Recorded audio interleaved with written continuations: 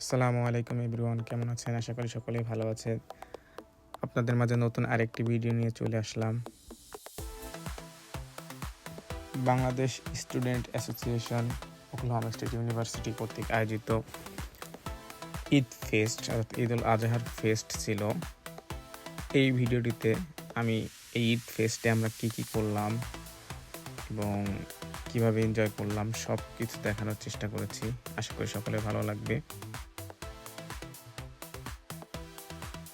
প্রোগ্রামের শুরুতে আমরা সকলে খাওয়া-দাওয়া করে নিয়েছিলাম। আর খাবারের আয়োজনের ভিতরে ছিল খাসির কাচ্চি, কাবাব, ডিম ভুনা আর ড্রিংকস। আলহামদুলিল্লাহ খুবই মজা হয়েছিল কাচ্চিটা।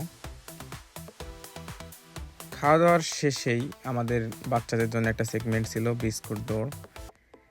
এই বাচ্চারা সকলে এখানেই আমেরিকায় বড় হয়েছে। সো বিস্কুট দৌড় বা এগুলোর সাথে ওরা পারদর্শী নয়। তো আমরা চেষ্টা করেছিলাম যে দেশীয় কিছু খেলা যাতে ওরা পারদর্শী হয়, এনজয় করে। সেই চিন্তা থেকে আমরা এই বিস্কুট দৌড়ের আয়োজন করেছিলাম। আর যেহেতু বাচ্চারা অনেক ছোট, তাদেরকে আমরাই হেল্প করতেছিলাম সকলে। এই প্রোগ্রামে আমাদের মোট ৩টা সেগমেন্ট ছিল, স্পোর্টস সেগমেন্ট। একটা হচ্ছে বাচ্চাদের বিস্কুট দৌড় এবং মেয়েদের হাঁড়ি ভাঙা আর ছেলেদের ভলিবল খেলা। তো সাথেই থাকুন, দেখতে থাকুন, আশা করি সকলের ভালো লাগবে।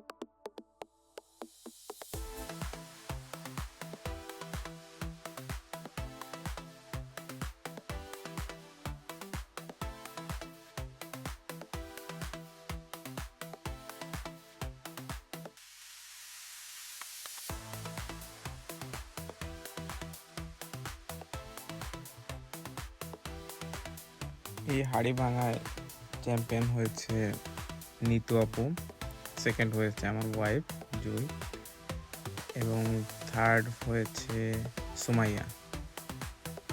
আর বাচ্চাদের খেলায় ফার্স্ট হয়েছিল পৃথ্বীরাজ, সেকেন্ড হয়েছিল জায়েন্ট, আর থার্ড হয়েছিল ওর নামটা আমার সঠিক মনে নেই, আশিফ ভাইয়ের মেয়ে, আর হচ্ছে ইকরা যৌথভাবে।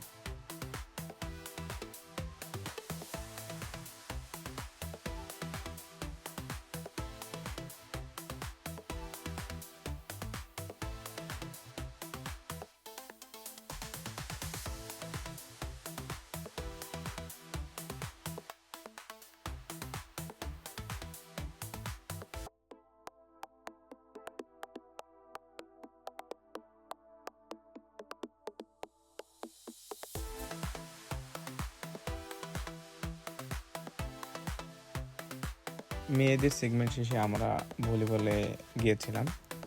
তো যখন ভলিবল খেলতেছিলাম তখন আমার খুব ভার্সিটির কথা মনে পড়তেছিল। যখন ভার্সিটিতে first year, second year and third year এই সময়টাতে ছিলাম, তখন ভলিবল খেলা হতো প্রচুর।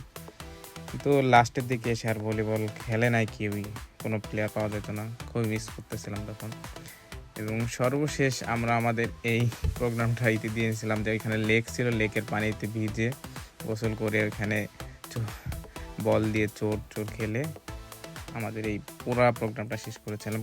খুবই খুবই এনজয় করেছি। বাংলাদেশে থাকলেও হয়তো এতটা এনজয় করা হতো না, যদি বাংলাদেশে সকলকে মিস করেছি।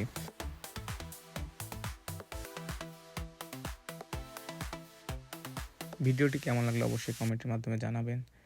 পরবর্তীতে আবার কোনো নতুন ভিডিওতে দেখা হবে। সকলে ভালো থাকবেন, সে পর্যন্ত আল্লাহ হাফেজ।